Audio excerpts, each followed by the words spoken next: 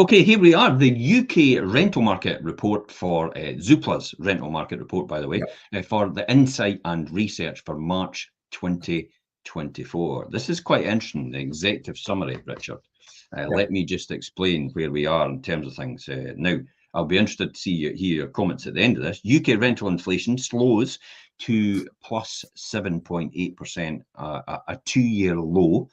Rental demand down 20% year on year as one-off pandemic factors ease and the labour markets cool. That's quite interesting, eh? Rental demand down 20%. Are we getting that? No, I don't have. I'm not experiencing that at the moment, unfortunately. Well, fortunately. Okay, a fifth more homes available for rent than a year ago, but current supply is still below pre-pandemic average. A fifth more homes available for rent. Okay, 20% more homes available for rent. So 20% demand down, 20% more homes. We're coming to an equilibrium in terms of the rental market. You know, what's your thoughts initially? Yeah, it's interesting. I think what we need to remember is this: the UK ZOOPLA rental market update does take into consideration the entire country, so it can differ in obviously areas. When you say obviously there's a reduction in demand from tenants, we're not experiencing that, but maybe they are in other areas. Yeah, maybe this key information next. Rental inflation slows rapidly in London to 5.3% as supply and demand imbalance narrows and affordability pressures hit pace of rent rises. But I mean, hit pace of rent rises. At some point in time, rent rises are going to stabilise. They're almost talking about as if it's an anomaly, as if it's something unusual that happens, and it's like, no, just like inflation, it goes up and then it comes down. And it levels off, and then the price is actually set at that new level. Same as the property market in terms of the house prices as well. Yeah, you're right. It'll peak and trough, and then but it'll level out at a certain period, and then it'll either peak or dip again. Yeah.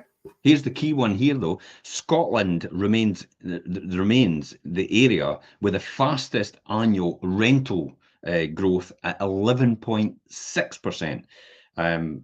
Over half of private rented homes are in the 1,000 plus per month markets. Oh my God, 50% of rental homes at £1,000 or more every month. It's like, my goodness, how are people meant to afford that? It's like, you know, but then salaries have doubled over the last 20 years. You know, we'll have to take that into account, because I often go around to see people, and when we talk about rental values, well, you talk to me about that as well and say, well, the new rental value is 650 per calendar month. And I'm like, really? Yeah, it's like as much as that. But then I put it in perspective as what the rental value was when I started out 30 years ago. So then it's almost like, whoa, it's doubled in 30 years. It's like, well, it's actually less than inflation.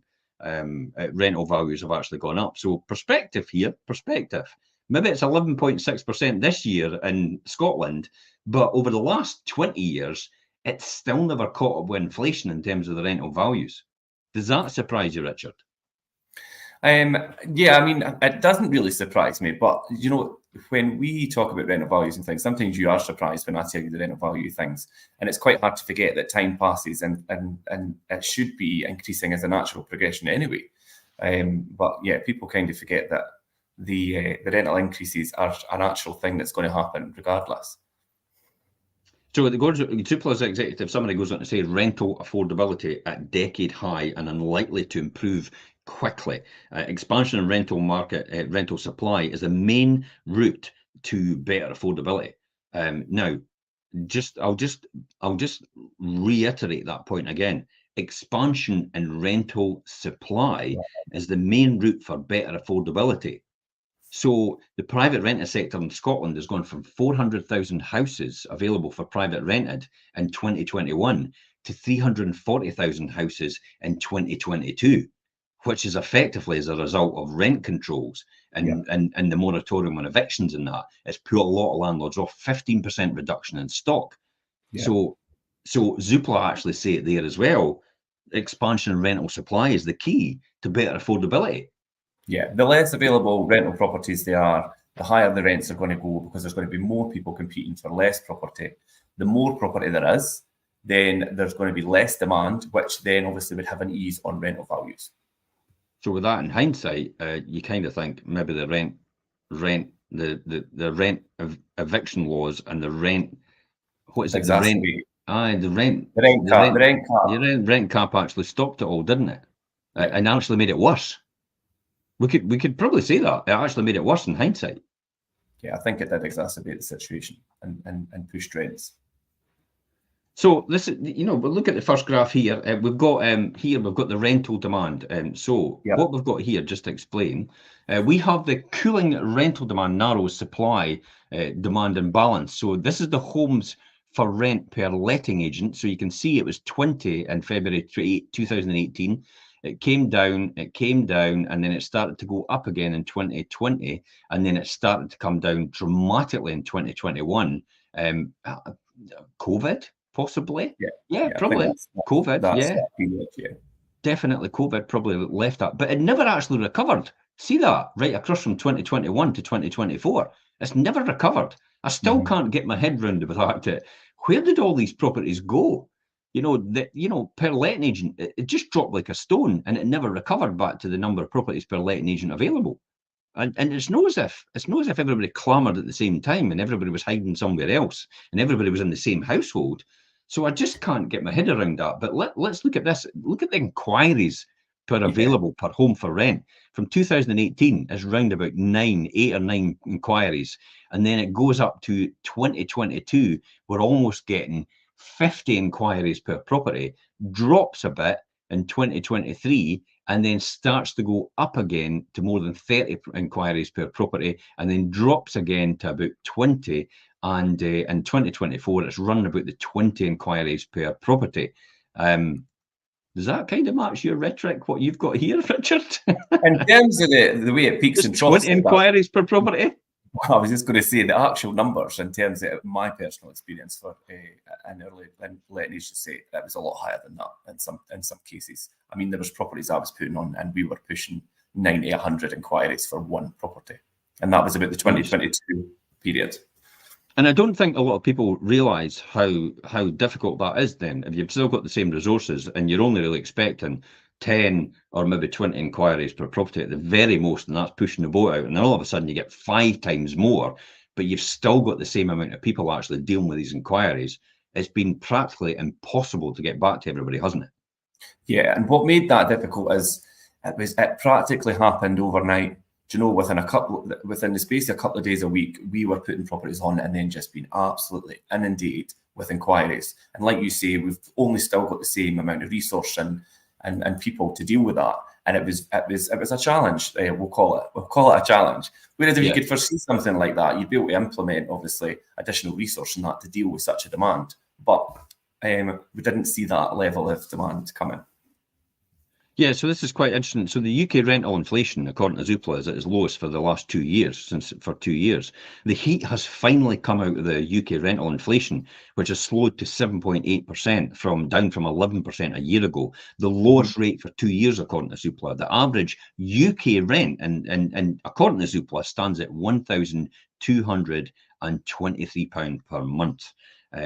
Now we will talk about the Scottish rents at the end, because we've got a chart that breaks down all the rents that average into the regional areas. So it'll be interesting to see what the rent value is for Scotland. We'll be about half an hour at this, and what ZOOPLA are going to say. ZOOPLA actually say the moderation in rental inflation is down to a weakening demand and growing affordability pressures, rather than major expansion in supply. Levels of new investment by private landlords remains low. There's no surprise there. We seem to be vilified and demonised right now as private landlords. The average letting agent now has 12 homes for rent, and this is a fifth higher than last year, but 28% below the pre-pandemic average of 16. Demand for rented homes has fallen by a fifth over the last year as one-off pandemic factors recede and the labour markets cools. And lower mortgage rates actually support first-time buyers as well for that purpose. So they're easy to buy rather than actually to rent, because rents are a bit higher than usual.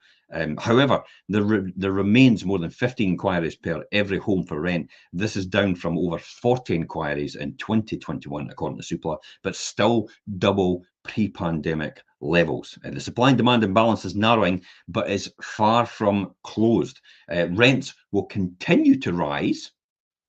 Rents will continue to rise, according to ZOOPLA, over 2024, albeit at a slowing rate. Is that surprising to you, Richard, or what's your thoughts on that? I think to say that it's going to, obviously, it's not surprised that they're going to continue to rise. I know that at a slower rate. Is that going to happen? I don't know. As tenancies change and as the legislation changes, rent increases are going to change along with that. So whether it's going to change at a slower rate, I think might not be quite accurate. I think Scotland's going to be different, purely for the fact that come the 1st of April, which is a week from now, you're going to have a lot of landlords now actually putting their rents up to the market rents. I've already got a lot of them geared to go.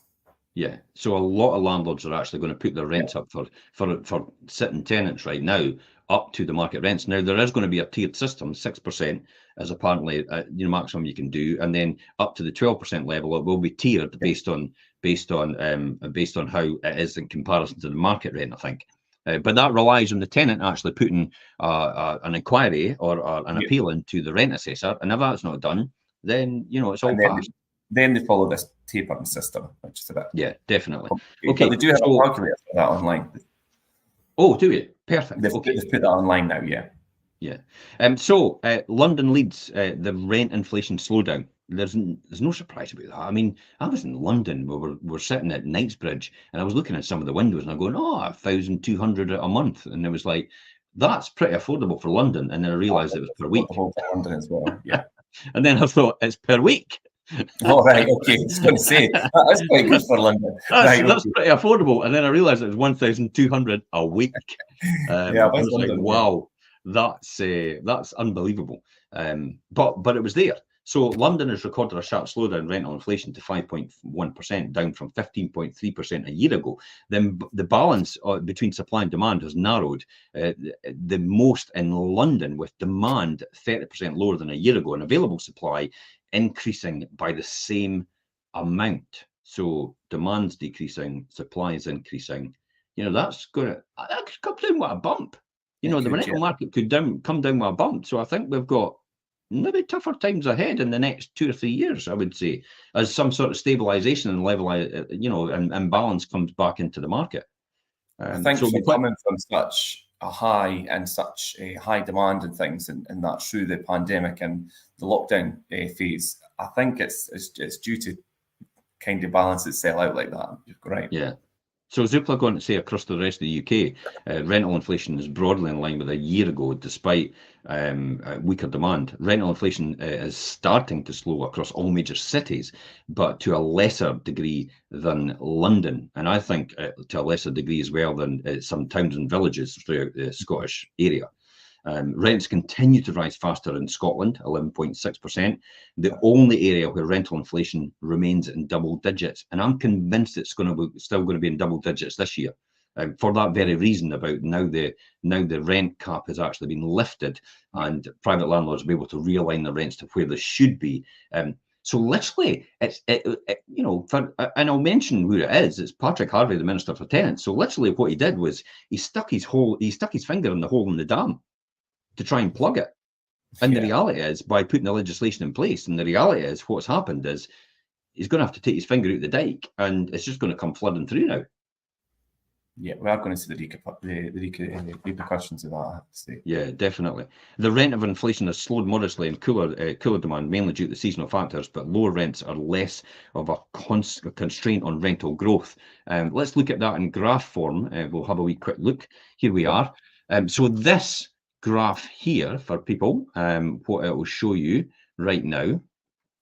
This shows you rental inflation shows its fastest over the years, and it shows you holding steady. So London, there's the 15%, where it was before, and where it's gone down. So the light purple is January 2023 rental inflation. The dark purple is January 2024 in comparison rental inflation. So you can see how London's dropped like a stone. Yeah. And then as you go through, and then you look at Scotland. Look at Scotland. Look at Scotland, and taking London out of the equation, look at Scotland in comparison to the rest of the country. Yeah, so you can see how Scotland And I do think Scotland might actually be more in the coming year.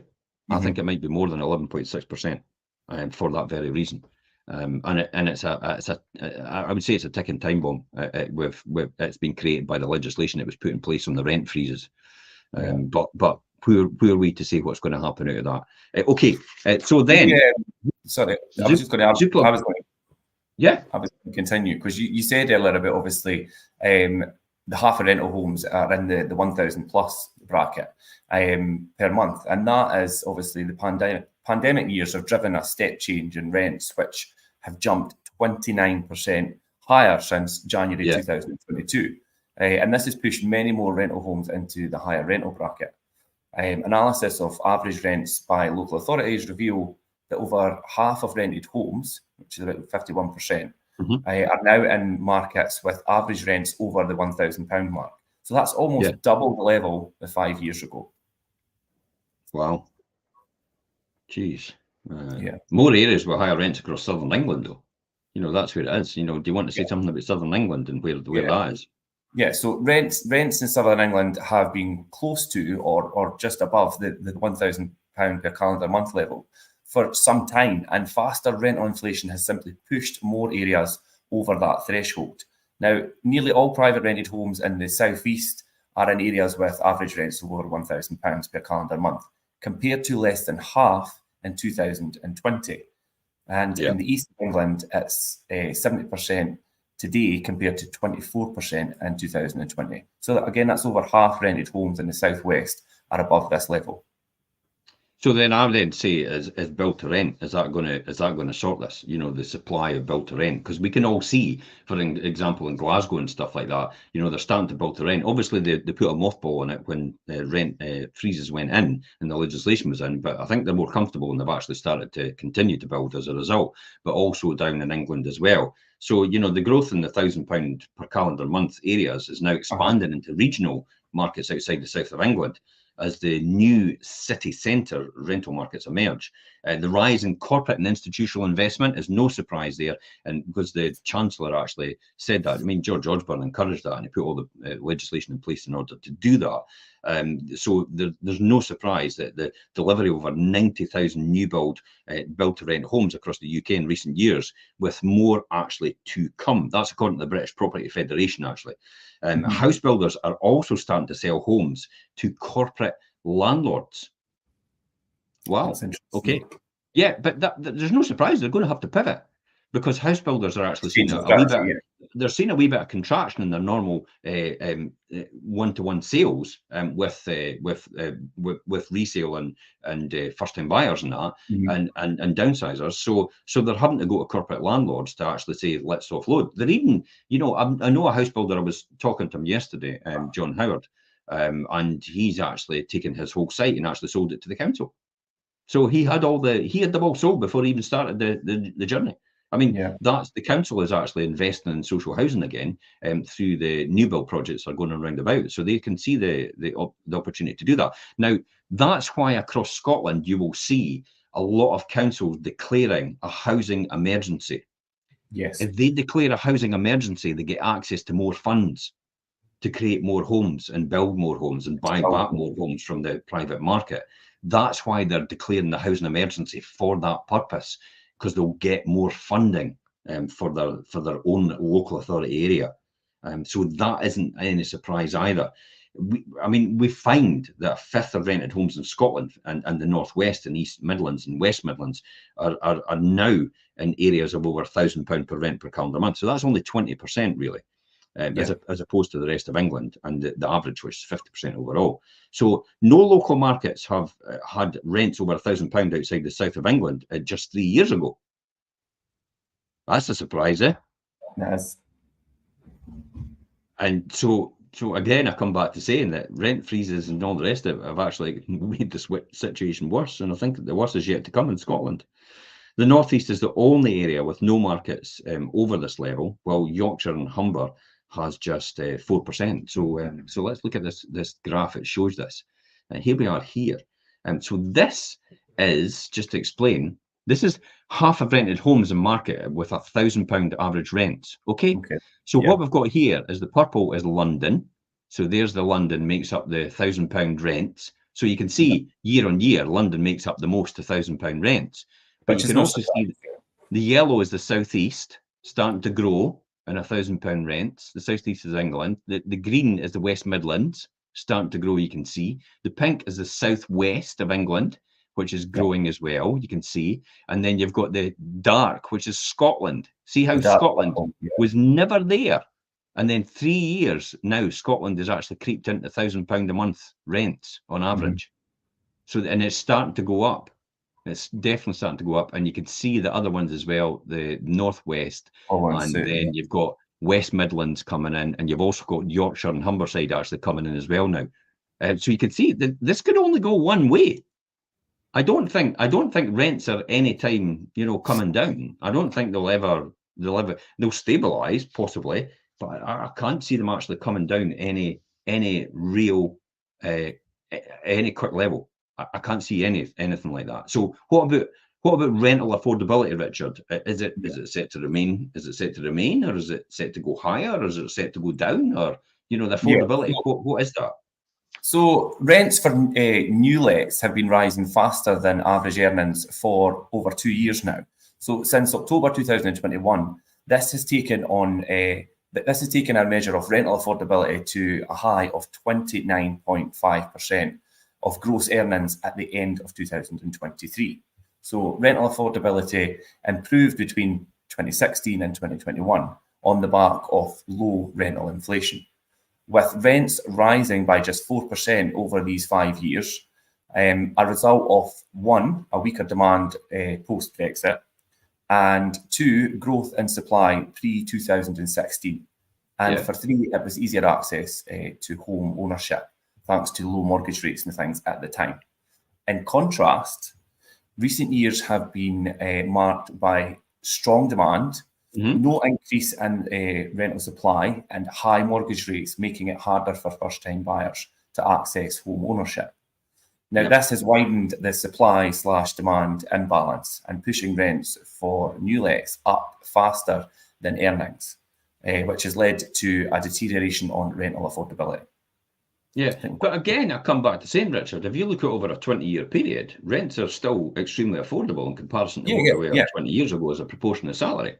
We all know that, but there seems to be a rhetoric out there. Take this verbatim, and they say, well, in this soundbite now, rents have gone historically their highest ever in the last 2 years in Scotland, and it's like, well, over 20 years it hasn't it? And this is only just a catch-up we're playing now. If not, we're not even getting to where we should be in the first place. Because as you know, I did all the calculation on mine, and I am still 23% below inflation.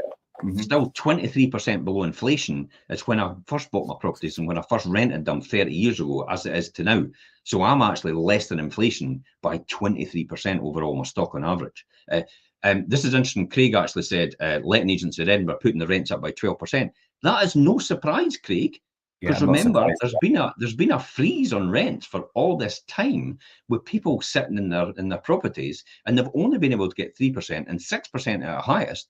And all that funding from the banks and that have gone up hundreds of pounds every single month for the mortgages, and we've only been able to add about £50 on to take into account. So the landlords have been taking a battering in their finances over these years, and therefore what's happened as a result of that is things like the normal improvements, and I mean improvements, not just repairs. I mean repairs as in essentials. Repairs is essential. Improvements are, yes, I would like to refurbish my stock. I would like to change the kitchens. I'd like to change the bathrooms. I'd like to put, a more efficient heating system in. I'd like to decorate and I'd like to carpet and all the rest of it. That's had to go by the wayside because we never knew as private landlords when that was ever going to go up or when we were going to get any more money towards that. So therefore, we had to rein everything in. So there's a lot of tenants out there being, I wouldn't say suffering, but they've not got the best of what they should get as a result of the rent freezes that we've had to entail. We've had to encounter. So yes, 12%. See what happened. I don't see any reason why not at this point in time, because they've probably not had rent rises in a long time.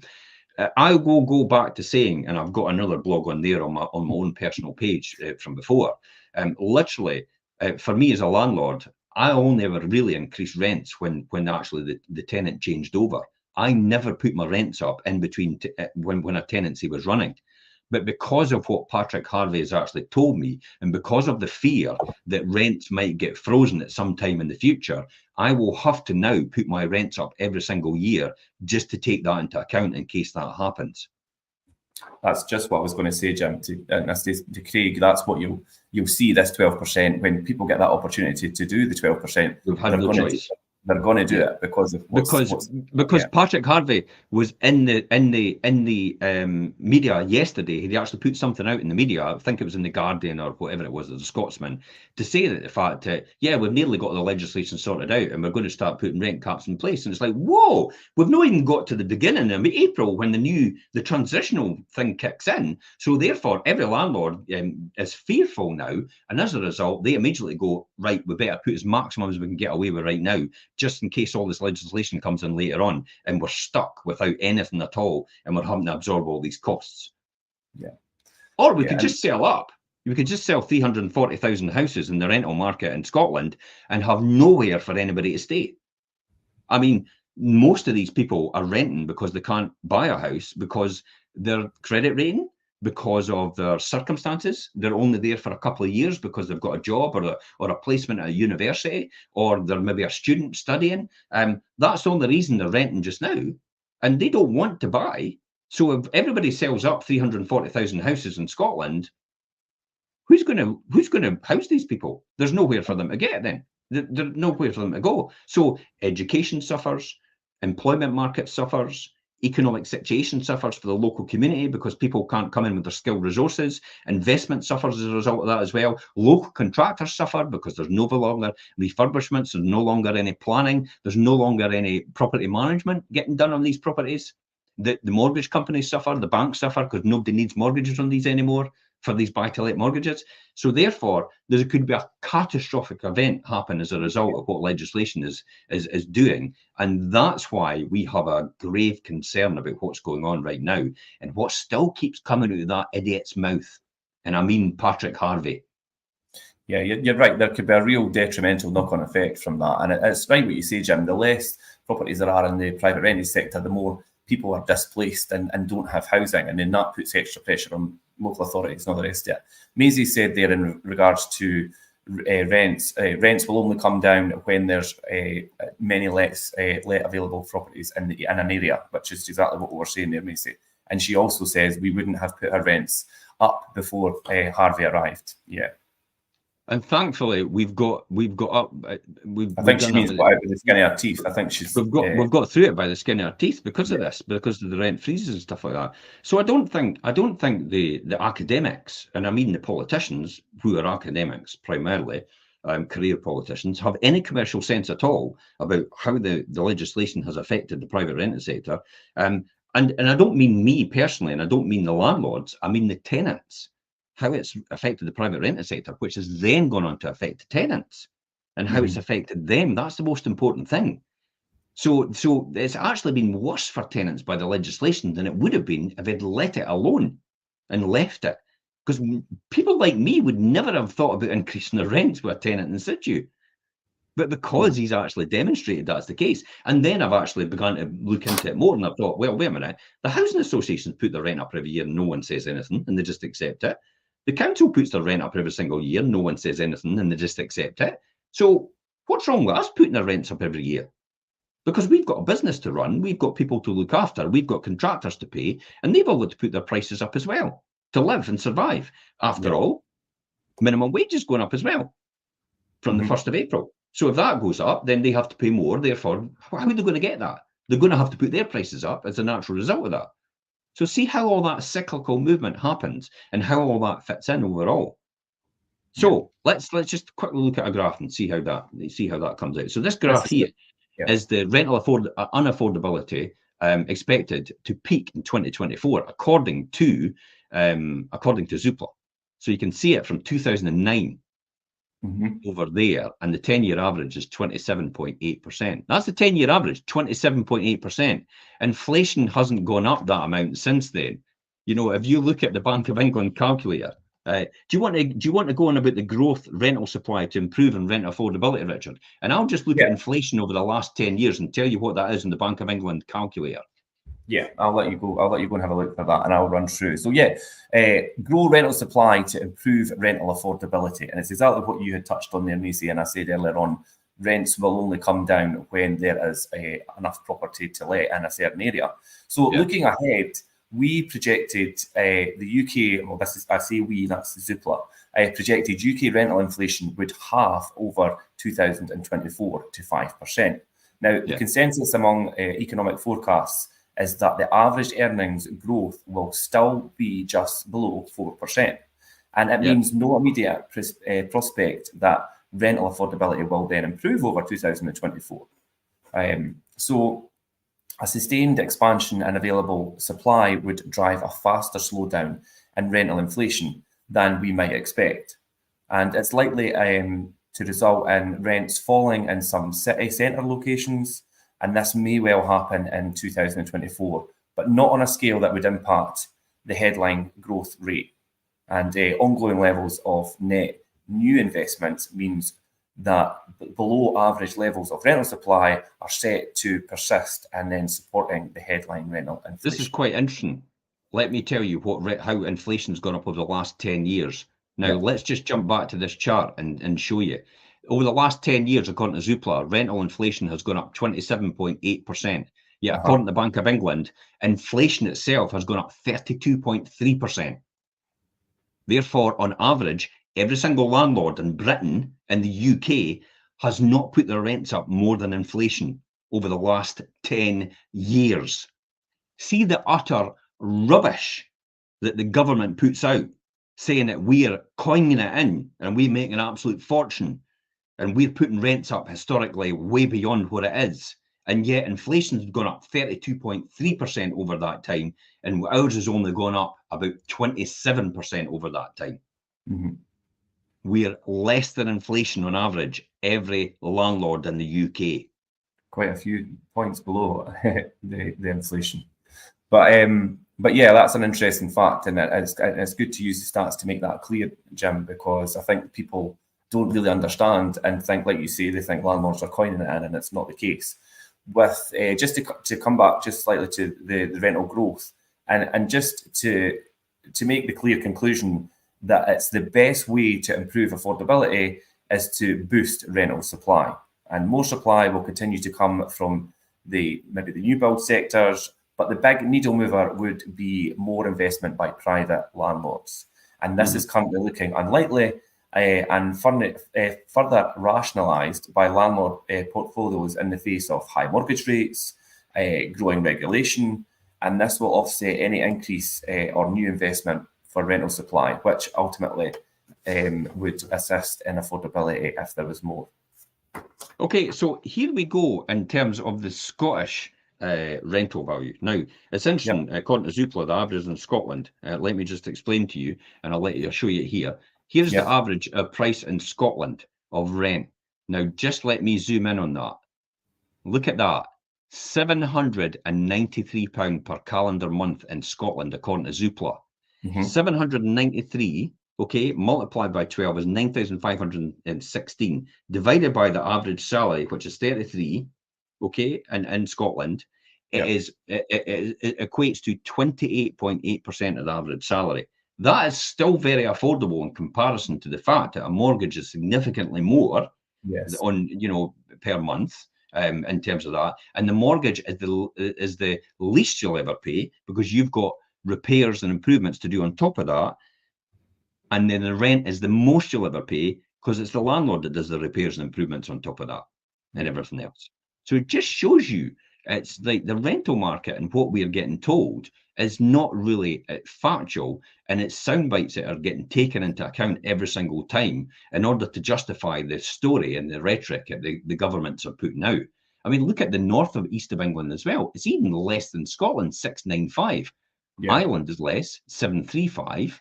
And then you get down into England, and that's where it goes up to the £1,000 a month. So this story about people going on, it's how we're going to afford the £1,000 a month. It's like, well, the majority of properties in Scotland are actually, on average, 793. in terms of the rent.